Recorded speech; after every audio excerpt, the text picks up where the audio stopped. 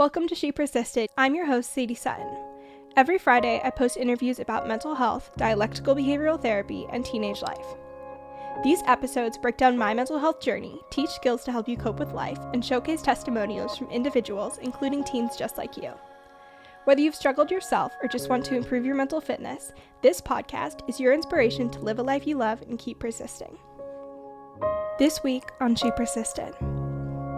People don't always want answers or problems solved. They want someone to listen, empathize, and validate. And I think we all can do that, qualified or not. I not only asked for help and I accepted that I needed help, but I trusted other people enough to help me. This week's DBT skill is radical acceptance. To start this mini skills education, we have to talk about pain. Pain is our body's natural way to tell us that something is wrong, whether that's emotionally or physically. While pain is inevitable for everyone, suffering is not. And suffering comes as a result of remaining miserable and not accepting our current reality. This is where radical acceptance comes in. This means that you're 100% with every ounce of your being accepting your life, your reality, your emotions as they come. This is one of the hardest DBT skills out there. To accept things that you dislike, you disagree with, and you fundamentally wish were different is a very difficult thing to do. And it has profound results. Truly accepting that your current reality in this moment is feeling depressed or anxious or stressed or overwhelmed allows you to stop being in that headspace of denial that that's not what's actually going on and instead make measurable changes to improve your headspace. So this week, when you're faced with something less than desirable, I challenge you to accept that you're in this situation. Say to yourself, this is my reality. I don't agree with it. I don't think it's okay. But this is what my reality is, and I can't change it. Sit with those emotions, sit with the discomfort that arises, and allow that suffering to slowly start to decrease. Hello, everyone, and welcome back to another episode of She Persisted. I'm so excited for you to listen to this week's episode. I am changing some things up here in the She Persisted world and really updating and improving my show layout. So I have a couple new features to the She Persisted show. I did a little bit different of an intro this week. I'm really going to be sticking to the audio bites that you get to hear at the beginning of the episode. You got a tidbit of DBT education right at the beginning that you can implement this week. And at the end of this intro, I'm going to do some rapid fire Q&A questions from listeners. This week is actually my spring break. Last week we were out of town, but this week I'm off from school. And so I have just been diving into work and the podcast. I listened into the most amazing Clubhouse this week, all about podcasting and improving the quality of your show and really just putting out amazing high quality content.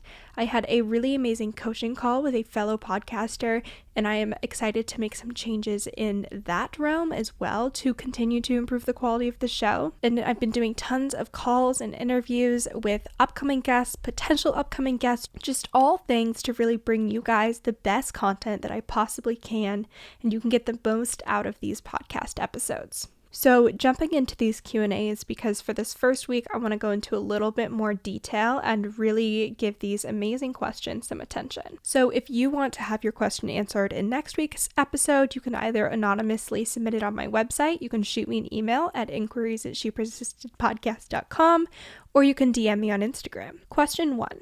How did you survive high school while navigating depression and anxiety at the same time? The short answer was that for a point in time, I did not navigate high school. I did not do the second semester of freshman year because I was on a medical leave while I was getting intensive treatment.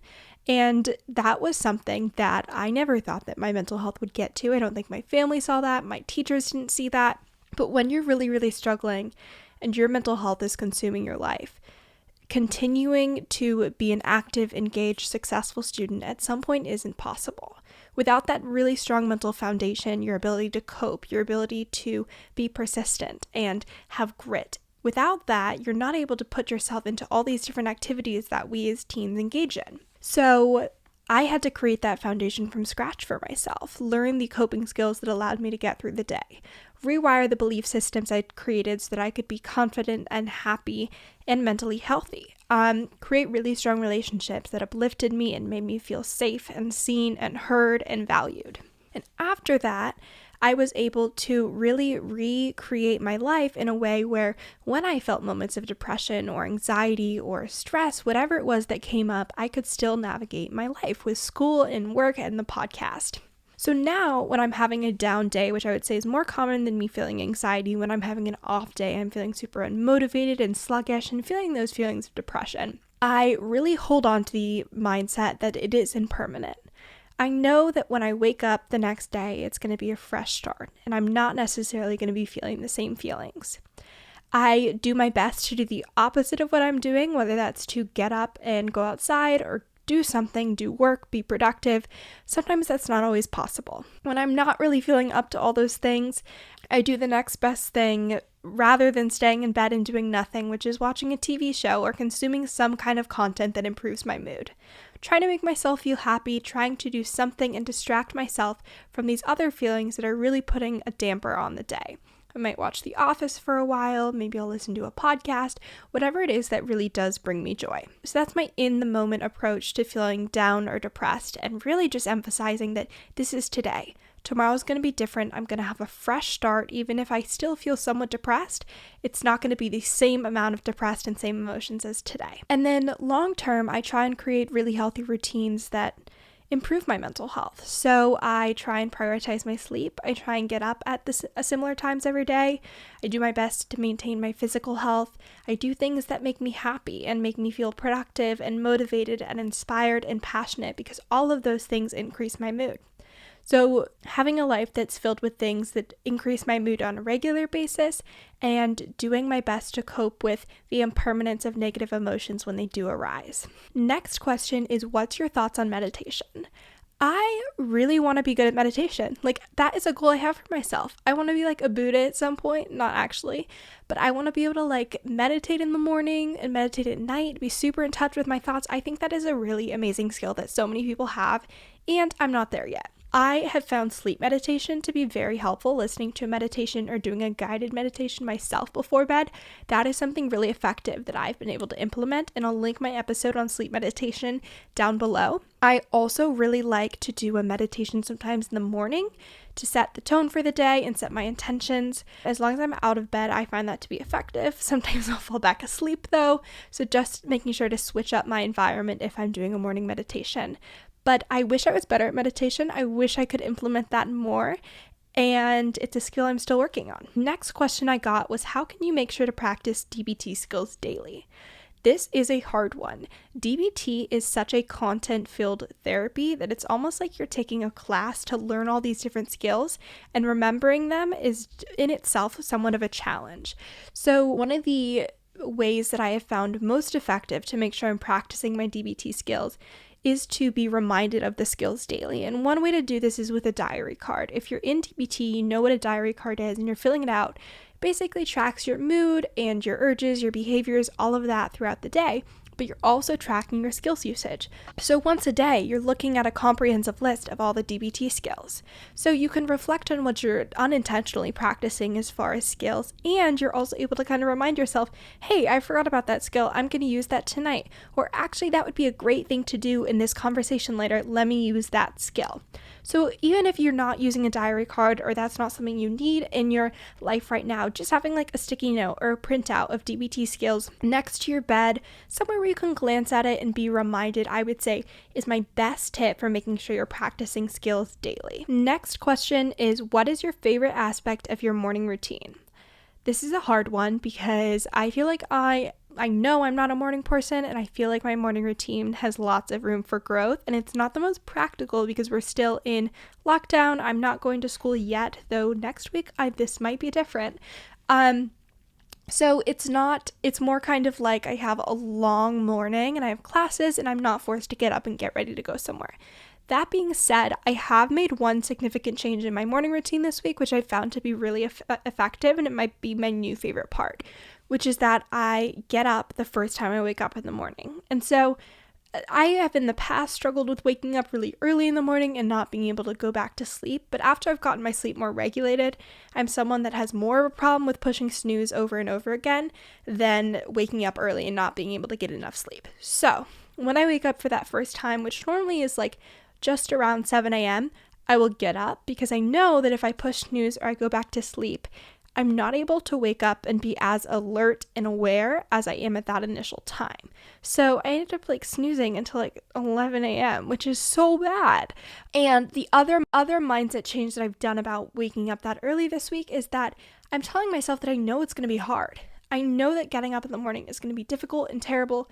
And if I practice it and continue to maintain this habit for a couple of weeks, it will get easier. And for whatever reason, I've never approached getting up in the morning with that mindset. I've always just been like, I should be able to get up early. Other people can get up early. Why is it so hard for me to do this? And yet that validation piece of being like, this is going to be hard and it's going to get better has been really, really effective for me in having a morning routine and being willing to get up. So I would say that's my favorite aspect of my morning routine, is getting up that first time when my body tells me that I'm ready to get up, and then having that time in the morning to kind of relax and it's quiet and nice out, and it doesn't feel like I'm rushing to a first class or a meeting or whatever it is. So those are all the questions that I'm going to answer for this week. If you have a question you want me to answer next week, be sure to DM it to me, email, or submit on my website, and I will answer it. And I'll also answer some more of these on Instagram. So if you're not already following me at She Persisted Podcast, if you asked a question that didn't get answered, I will be answering it on Instagram as this episode goes up. This week's episode is sponsored by Teen Counseling. I cannot tell you guys how many DMs, texts, emails I get from teens, parents, even friends asking, how can I find a therapist? How can I enroll in therapy?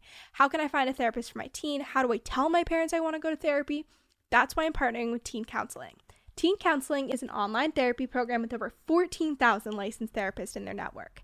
They offer support on things like depression, anxiety, relationships, trauma, and more, and it's all targeted at teens. They offer text, talk, and video counseling. So no matter what level of support you're looking for, they got you. You're going to go to teencounseling.com/shepersisted. You'll fill out a quick survey about what your goals are for therapy, whether that's improving your mental health during the pandemic, working on your relationship with your parents, improving self-esteem, whatever it is, they'll match you with therapists that fit your needs. You'll enter your information and your parents' information. Your parents will get a super discreet email saying your child's interested in working with a licensed therapist at teencounseling.com. They head to the website, learn a little bit more about the program, and a preview to work with a therapist. And from there, you can meet with that therapist on a frequency that works for you. This is a great way to dip your toe into the therapy world and get support when you need it without having to go into an office, meet with a therapist, meet with a stranger, and go through all of that for the first time. So you can go to teencounseling.com/shepersisted. Again, that's teencounseling.com/shepersisted to get started today. So without further ado, this week's guest is Zachery Dereniowski. He's a 27-year-old former college dropout turned medical student and a mental health advocate. You might recognize him from social media at @MDMotivator and for his inspirational TikTok and Instagram posts. If you love what you hear in this episode, you can follow him on Instagram and TikTok at @MDMotivator, check out his YouTube, MD Motivator, and finally check out his company at mentalhealthmovement.com. That's mentalhealthmvmt.com. All of his links will be in today's description. Be sure to tag him as well if you listen to the episode. Thank you so much for coming on the show and for joining me today. Thank you, Sadie, for having me. I'm super excited for this. Of course. So can you tell me a little bit about yourself and your journey and what brought you to your work in mental health advocacy? Sure. I'll try to keep this really short and to the point. So my name is Zachery Dereniowski. I'm originally from Canada. I now live in Sydney, Australia. So my story, I guess I can start when I was in high school. Straight A student, entered college, flopped. I failed out of college at a 0.59 GPA. I had 9 Fs on my transcript. I remember calling my dean and my dean saying, Zachary, college just isn't right for you. Not even like, can I get reinstated? And I remember my parents had no idea at the time. So I went down to the dinner table that day, shared it. My mom stormed away. My dad said, move out. So it was a really like ultimate low in my life from like a relationship standpoint, from an identity standpoint of who I was in terms of, I guess, like this perfect student or a well-rounded person. It's like I failed out of college. My younger brother stopped looking up to me. So then over the next year, over the next 5-6 years, I did whatever I could essentially to prove people in my life wrong. The wrong way, I guess, to approach like getting motivated or doing the things you want to do. But obviously it got me to the point where I was a year out from starting medical school. I was applying and I'm like, I kind of have a story here of being like a former college dropout in my transcripts. So on social media one day, I just put up my transcripts, my 0.59 GPA, just put it out, kind of shared my story. And I was blown away. I'll never forget this kid from Vermont, random guy from Vermont, messaged me. One message. He just was vulnerable and real and just like he was sharing. I was like, social media can be used for good. I was blown away because from my understanding of social media from the past is that it was these filtered photos and filtered stories and this highlight reel, right? So the Totally. fact that I could see this, I was like, okay, maybe there's something there. So over the next 4 months, every single night, I would host an Instagram live with either a medical student, resident, or doctor from around the world. And through that, I came to understand that there was this mentor to mentee continuum of, I guess, people wanting to exchange knowledge, and people that I looked up and inspired to become Sadie, they were much more willing to be vulnerable and share their obstacles and adversities and setbacks, which the mentee, like myself or people before me, got really inspired by. So through that, I created a formula. I'm not sure if you read it. So the formula is called vulnerability equals relatability equals empowerment. So that formula that I used when I spoke about the academics is now what I use when I speak about mental health. But backwards for a second. So a test prep company reached out to me and they said, Zach, how would you like to travel North America and speak about being a former college dropout to inspire students?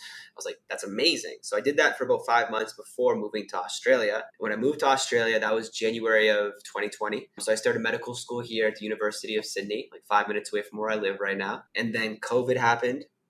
I went through a 6-year relationship breakup, which I didn't know at the time, but that was, I guess, my source of happiness and who I was. Medical school was challenging. I had ACL knee surgery, so my outlet, which was like sports and working out, I lost that. And all these things, and I was isolated. I couldn't go back home because of COVID. So all these things came in on me to like a breaking point. And that was like May or June of 2020. And I was like, okay, I can't be the only one feeling this way. I was like crying myself to sleep, wasn't getting sleep. I was binge eating. I wasn't being productive. I wasn't studying. It just wasn't myself. And I was like, okay, I have to do something about this. So I sought counseling services here at the University of Sydney, which is free. And through that, one of the things we went over and we talked about was the fact that I'm a huge overthinker and I never journal my thoughts. But they said, Zach, journal your thoughts. So I was like, okay. I bought a journal, not this one, but this is just I have beside me. And I wrote it out one night. I'm like, you know what? Why not journal my thoughts on social media, like journaling my transcripts on Instagram?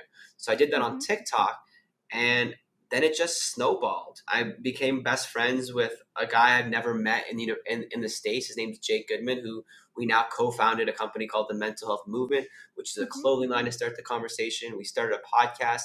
We have student scholarships for mental health. We give back globally to nonprofits monthly, and been very fortunate to have connected with so many brilliant, amazing people that inspire me. And yeah, it's just been a really fast-paced last 8 months. That's amazing, and it's so cool how much of a transformation you were able to have and how many people you were able to impact within COVID, which was a huge mental health low for so many people. So many people were struggling and looking for that reassurance that what they were going through was okay and normal. And so I think that's just amazing. So really diving into this overthinking anxiety, that I have seen so much of your content about that I felt would be so helpful to share with listeners. So can you kind of talk to me a little bit about your experience with anxiety, and then we can segue into your advice on that? Yeah, so I think my anxiety to overthinking, they go hand in hand. About thinking about always what's the worst case scenario and never actually getting anything tangible down on paper. So I thought when I started like, I guess, writing my thoughts down and seeing it as this, I guess, worst case scenario and recognizing, okay, it's not that bad. And it was there. It was like, okay, this is 1, 2, and 3. These are the only 3 thoughts I have, but they go around 100 times in my head. So not 300 thoughts, they're just 3. And then I can take tangible actions towards them.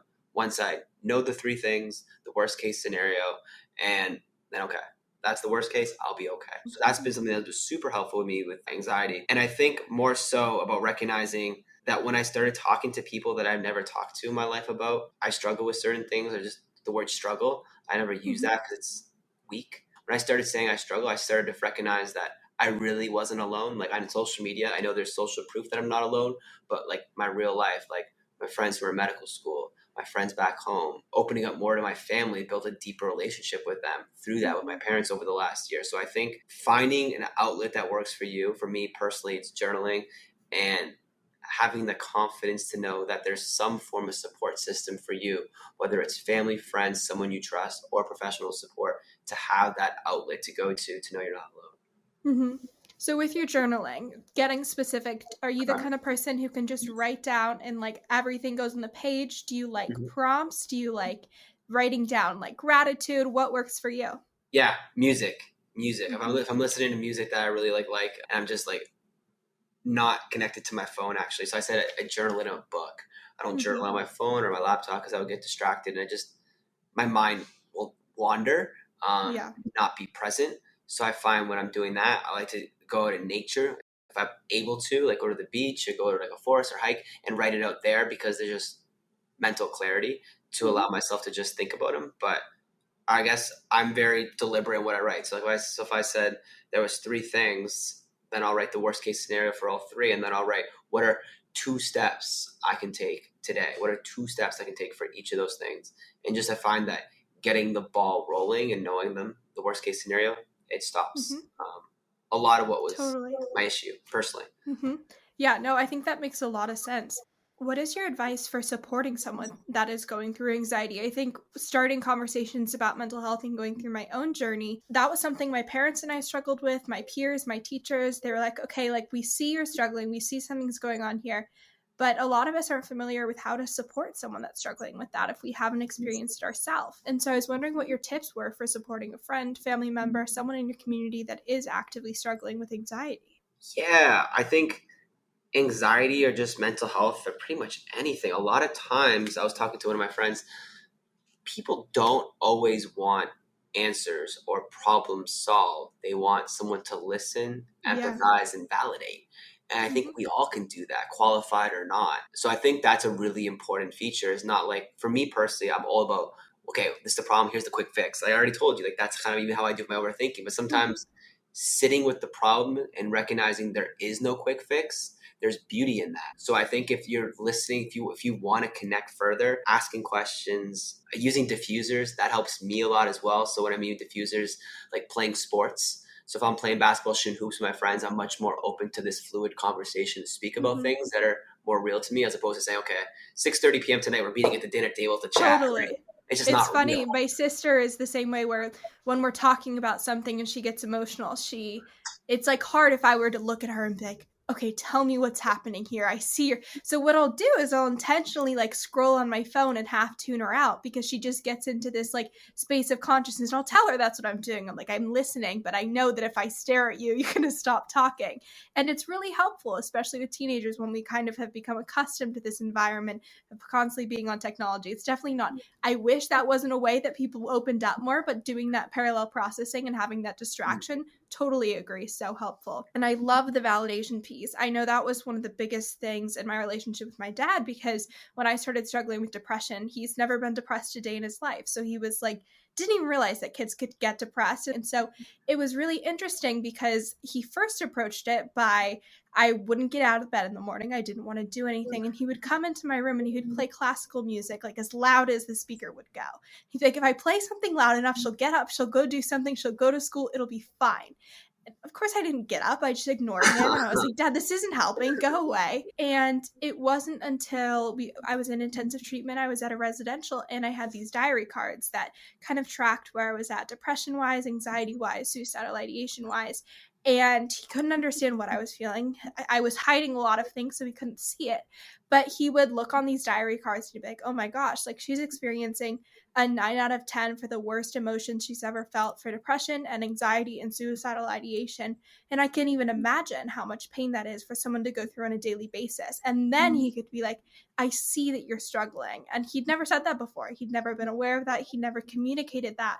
And yet it was so powerful for him just to make that space and be like, I acknowledge this and I see it and it's real and I can't solve it for you. He didn't get it 100%, but he could see it and appreciate that. And that was so powerful, especially as a tip for parents or someone who hasn't been there before. Yeah, and I think that's the huge thing there you said, right? Your dad's never experienced a day of depression in his life. Sometimes you can't relate to what someone's going through. Most times you probably can't, but I don't think it's about fully saying, okay, I've been there, I've done that. It's more so, talk to me. Like, what are you going through? How does it feel? What can I do to listen? What can I do to help? I'm here for you. Just like simple things, but like totally a kind of backwards methodology of how you usually solve problems in your daily life, right? Totally. And it's funny because validation is so great because even when you completely disagree with someone, like sometimes when you look at someone that's depressed from the outside, you know that if you get up and get active and you get outside, that will help. But that's the hardest thing for people to do. So it can be really frustrating to try to support someone because you can't make them do things, you can't make them get out of bed, and yet you don't have to agree with the decisions they're making, you don't have to agree with the actions that are going on to validate them. You can just kind of be there to appreciate the pain and the emotions and validate that, and not reinforce and agree with the behaviors as well. Right. So it's just such an amazing tool. I want to take a time out, and because I know you're all about tangible action for your listeners. So I wanted to provide some value that helped me over the last year with when you're in that state when you don't want to do anything, knowing that it would help. So for me personally, I use like a Google Calendar, and I do a thing called Pomodoro study technique. So I'm very structured in my studies. But the issue with your emotions is you can't say at 11 a.m. till 12, I'm going to feel this way, right? I wish. So what I've come to learn, one of my friends who's a psychiatrist in Melbourne, he set this thing called micro goals. So I've been doing that. So an example of that would be, so let's say it's Thursday, 6:36 p.m. and I'm laying in bed and something of negativity or something floods my thoughts. And it's opposed to saying, can't do it, can't get in that state. Okay, I go to my phone, I set an alarm for 7:06 p.m. So the next 30 minutes, I'll listen to music, I'll cry, I'll go on Pinterest, I'll do whatever I want, and I'll flood those emotions and let myself feel. But at 7:06, then I'll go wash my face, walk down the street, cook something to eat, do one small micro goal to allow myself to transition out of that. So I allow myself to feel, but not take over my day or my week, which has been something that's helpful to me. I know it's easier said than done, but I think that could be maybe helpful to at least one listener of yours. Totally. And it's so powerful because you give yourself that place to experience and you're not avoiding. So you're not necessarily making problems worse for yourself in the future. And then from there, you're able to change your actions. You're able to change those behaviors, which then will change your thoughts and then your emotions as well. So you can really come full circle and move past that place that you're in while healthfully moving through that and processing. And so it's amazing. So some of my favorite posts that you share are about what you should say and what you shouldn't say to people that are struggling, because again, we all have emotions, we all have mental health, we know what we experience. But even me, sometimes when I have a friend or a family member that's going through something, I'm like, what's helpful here? Like, I have to really rewire my thought process to be like, how can I support this person and not go into problem solving? Because that's how we approach so many things, and it's not always helpful. So I was wondering if you could kind of walk me through the do's and don'ts of speaking to someone who's struggling with depression, motivation, anxiety, all of those kinds of things. That's a big question, and I'm by far no expert. I just share from what I've experienced that's worked for me or what I've looked up and found. So I think obviously the things not to say is, right, you're dramatic, you're attention seeking, you're just be positive, or just snap out of it. Snap out of it, right? Or relax, or like all those things, right? Obviously you can explain why those don't work, but I think figuring out what does work, as opposed to thinking about the right terms, I think it's more about thinking about, like you were saying, the right thought process. Okay, I'm not trying to solve a problem here. I'm trying to allow this person in my life to feel accepted, feel validated, listen, empathize, like the things we've said before, right? So what can I do to help? Whenever you need to talk, I'm here to listen to you. I can't imagine how that feels, right? Things that I guess open the conversation of through the acceptance, right? Versus shutting that door, which they probably don't want to open to begin with. So the fact that they're slightly opening it, you never know how long they'll be open for and what it means to them. Because that's another thing, right? When we talk about seeking support, it's such a, I guess, tough term to say, especially on social media, because the quick response people say is, when I've sought support in the past, people have shut me down. People have said, we're hearing that right now with Meghan Markle, where she went and she asked for support and they were like, sorry. Yeah. So that's spot on. Exactly. Perfect thing in pop culture right now, where that's real life. What happens to a lot of people. So I think seeking support is so hard, especially if someone has already been troubled in the past from it. So to respect that and be there and just so that's I think whenever I talk about actionable steps you can take for depression or anxiety or whatever it is that you're struggling with, I always say that the hardest thing I ever did was for that first time accepting that I needed help, because that meant that everything was real. It wasn't that I could just avoid it anymore and put it in a nice little spot in the back of my head. It was like, okay, I'm voicing this, I'm telling someone else, it's actually a real problem. And I was also saying that I couldn't handle it myself, which for me, I totally saw as a sign of weakness, that I wasn't strong enough, that I wasn't able to handle this, that it was too much for me. And I had so many negative beliefs around that I wasn't going to be good enough because I couldn't cope with this or manage it. And so getting through that first time and telling someone that you're not okay and hopefully having that be well received means that you're not only trying to avoid what you're going through, which is creating more suffering for yourself, but you have more people in your corner, and they're not going to solve your problems. They're not going to fight your battles for you, but you have support and you have people you can lean on, and you have more people you can get advice from and tips and tricks and just so much more knowledge from which you can pull. This week's episode is brought to you by Sakara. You guys know how much I'm stressing the importance of good sleep, good nutrition, getting outside, staying active, because when we don't take care of our physical health, our mental health truly suffers as well. I know that my emotional vulnerability is off the charts when I'm not taking care of my physical health. I can't be productive, my relationships struggle, and everything just becomes a mess. Sakara is a nutrition company that focuses on overall wellness, starting with what you eat. Their organic, ready-to-eat meals are made with powerful plant-based ingredients, and they're designed to boost your energy, improve digestion, and get your skin glowing. Their meals are delivered all around the U.S., ready to eat at your door, and you are good to go. They also have some amazing wellness essentials, like one of my favorites, their sleep tea, which you know I love a good cup of tea before bed to keep my sleep hygiene in check. They also have things like beauty chocolates, like chocolate that you eat to help your skin, like literally mind blown. So many different supplements, teas, powders, granola, all of that kind of stuff. To get your hands on their amazing products, you can go to sakara.com and use code XOSADIE at checkout for 20% off. Again, that's sakara.com. Use code XOSADIE at checkout for 20% off your first order. Sadie, let's talk about that first time you sought support. Was there an epiphany? Was there a breaking point? Why did you seek support? Like, I know why, but like, why did you at that point? Yeah.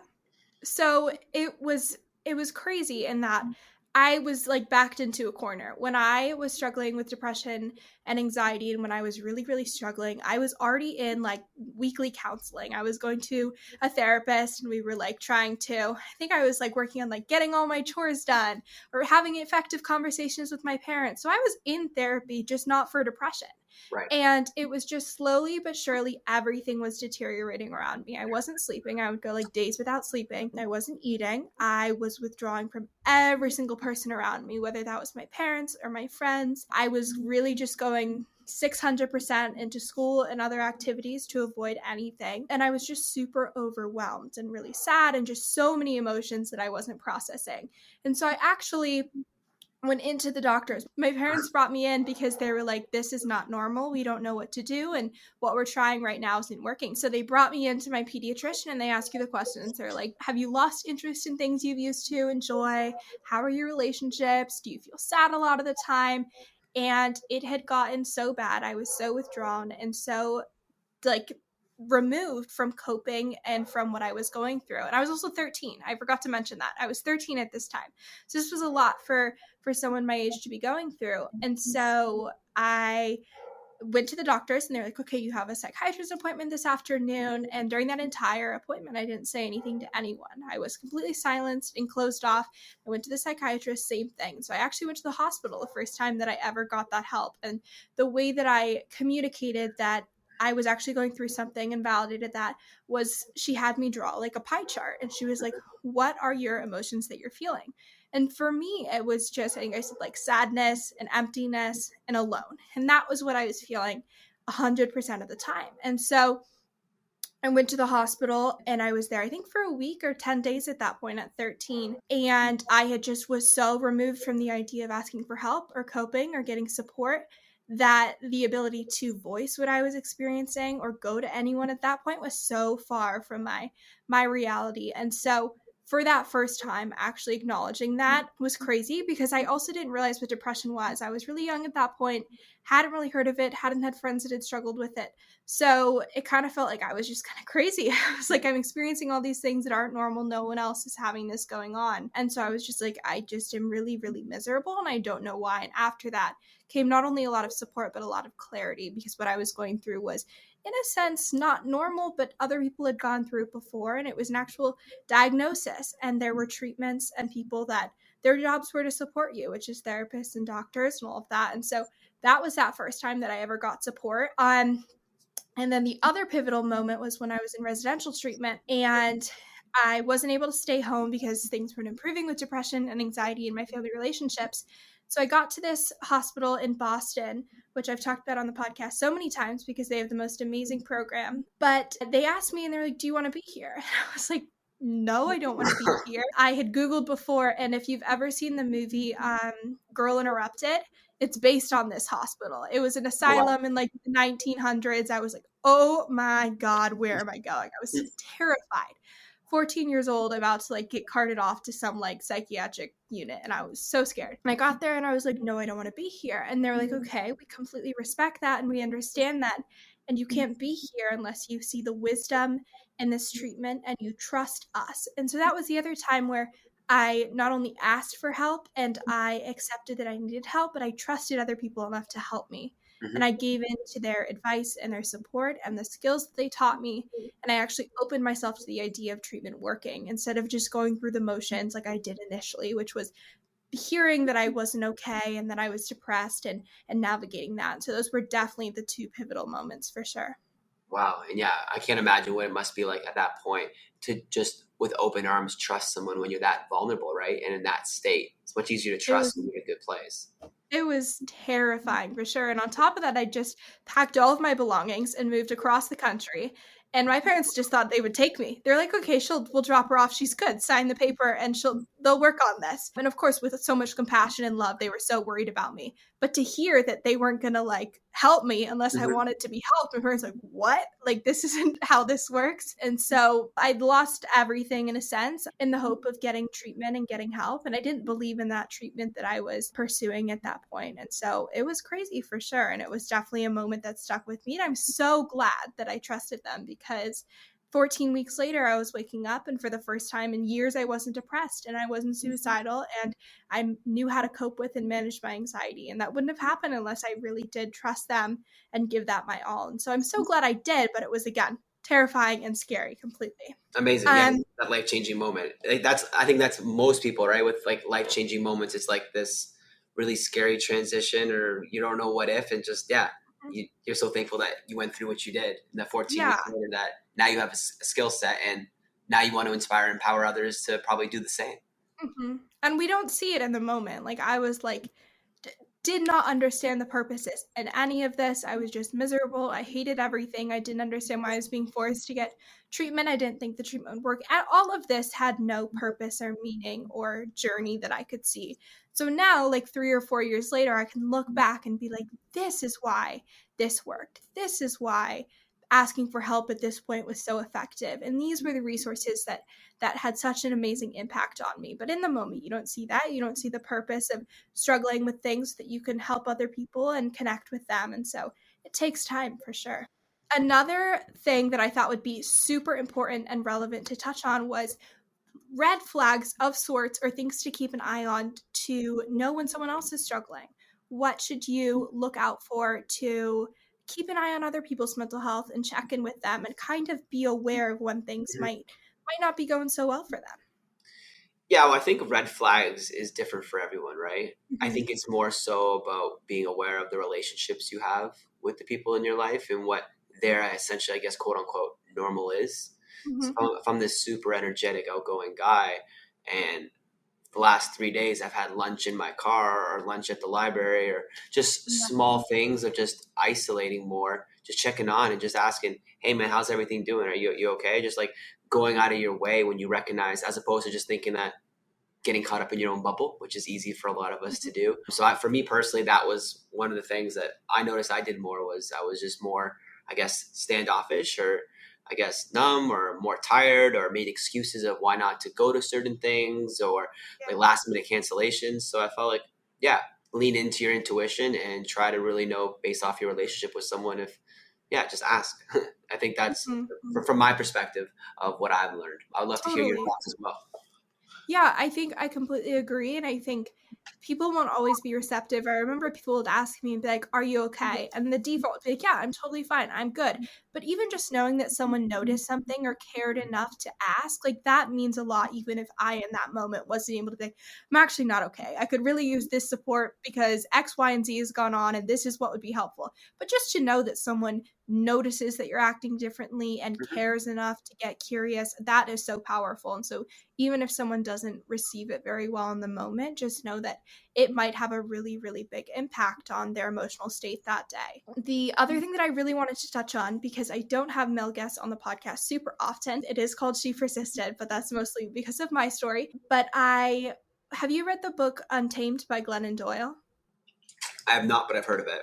So good. So this is in like so many books, but she talks about her relationship with her son and how when her daughters were born, she trained them from day one to like think outside of the box. And if they're asking a question and being authoritative, that's what they're doing. They're not being bossy. So she trained them to fight against this and be feminist their entire life. And then she looked at her relationship with her son when he was becoming a teenager, and she was like, I have put him in this box that I was trying to destroy, which is not expressing emotions and not saying when you're not okay or connecting and having strong relationships. And I think that would be really interesting to kind of touch on and get your experience on as far as the gender norms on expressing emotions and saying you're not okay and navigating mental health challenges, because it's a completely different standard for males and females, and you see it so much in the treatment industry. Even when you're just looking for programs for teenage boys versus girls, totally different numbers. When you look at like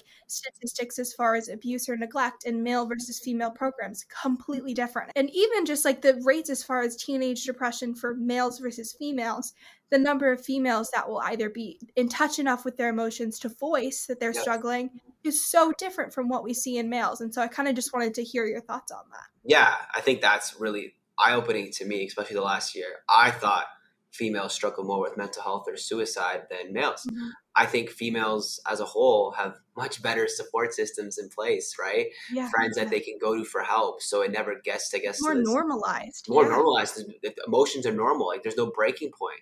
When the guy is it 3 out of every 4 suicides is male, and I think that has a lot to do with the fact that we're not allowed to feel, or more importantly, we don't have these cliques or groups or friends or family that where we feel like we just go when we not like banter, but just like express just daily what's going on, right? Or So vent I think, or rant or be like, this person is so annoying, I'm so angry. Like just that's let just it out. normal. If you don't let it out, you suppress it. And where do you think it eventually goes to a point where it's like, oh my God, how could he have done this? It's because there's no it's like, release. well, it's obvious. Where's Like it when gonna we go? look at it. Yeah.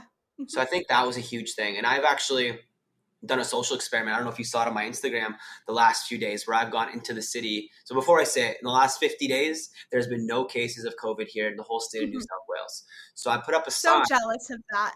Sorry, America's really I'm not rough trying to but so I had a sign that says, if you've ever struggled with depression or anxiety, hug me. And I was blindfolded with my arms open in the middle of the city. And like 90% of the people that hugged me were guys. Like I would have never thought a random guy would hug another random guy about mental health on the street and be so vulnerable. So even the last couple of days, I recognized that like guys want other guys to be receptive too, to open that door so that they can just express themselves, right? Yeah. So I think it's really important that we all do our part as males and obviously as females to be as vulnerable as we are comfortable to be on. Yeah, it's crazy. It's just a mind boggle to think about, because as humans, we're built off of connection. When we're not connected, when we're not having engaging responses from people, our physical health declines, our stress levels increase. Like there's physical representations of how much that impacts you and how much that makes you struggle. And yet males in our society are conditioned to do the opposite of connecting, which is not express your emotions, not get really authentic or vulnerable in relationships. And the impact on mental health is just terrible. And then that's exacerbated because we have all these statistics where it's like, well, females experience things more than men do as far as depression and anxiety rates. And it's like, well, if people aren't expressing that in the first place, of course those statistics will be skewed. And then as a result, there's less resources, there's less people aware of it and talking about it. And so it's just something to be really, really aware of and really, really cognizant of, because it's a crazy big problem, and it's like hurts your mind to think about. But yeah. Exactly. But if there's been one good thing that I think's come from COVID is, I guess, the destigmatization or more normalization around the conversation of mental health. But I think there's still ways to go there. And I think it's more about, okay, what are the actual steps now you can take? Because people are speaking about it, because people are like, you're not busy in this 9 to 5 life. You can't just suppress it with busyness. It's like, people are making these drastic life-changing decisions, but they're not drastic. They're just more aware of like, holy shit, this is where I'm at in my life, or this is what I actually feel. It's like, I need to make changes. And just, yeah, I think that's one positive of COVID is, I guess, Totally. more awareness of our mental health. Totally. No, I completely agree. We're given so much more time and space to just sit with what we're going through. Before, we could just numb everything out with going from like point A to point B to point C and just interacting with everyone and never getting to sit with the emotions and the thoughts that we're having. And now you're forced to do that. And that's caused a lot of pain for a lot of people because they either were so out of touch with them that it's so overwhelming and they're so out of practice of dealing with those emotions and coping through them. But it also, with time, you get a lot better at that and dealing with it and coping with it. And hopefully people are gaining more skills, and that'll carry back to when we're going back to a more normal version of life, and we can carry those into our relationships too. Exactly. Spot on. Yeah, I agree. Awesome. Well, I'm so glad we got to sit down. I feel like there were so many different amazing parts of this episode that'll be so helpful for listeners. So thank you so much for joining me. Thank you, Sadie, for having me. And for everyone that's listening, as you know already, she's 17 years old. She is amazing. I just met her for the first time, and I'm so inspired by you, and I look forward to watching you along your journey as well, Sadie. Thank you. I appreciate it. In case you skipped to the end, I wanted to recap this episode. Zachary and I dive into his journey from college dropout to medical student and mental health advocate. We talk all about his experiences with anxiety, overthinking, and the journaling prompts that help him cope with these feelings. We dive into how to support individuals that are struggling with anxiety or mental health challenges, and using diffusers in these interactions to encourage authentic, open conversations. We also talk about supporting someone when you don't necessarily relate to their experience, but still want to create space for their struggle. Lastly, we talk about setting micro goals to transition from intense emotional experiences to navigating your responsibilities, and finally, how gender norms impact emotional expression and mental health challenges. If you enjoyed this week's episode, please share with a friend, family member, or post about it on social media. Make sure you're subscribed to the show so you don't miss any future episodes, and leave a 5-star review on Apple Podcasts to let me know what you think. Thanks for listening, and I'll see you next Friday.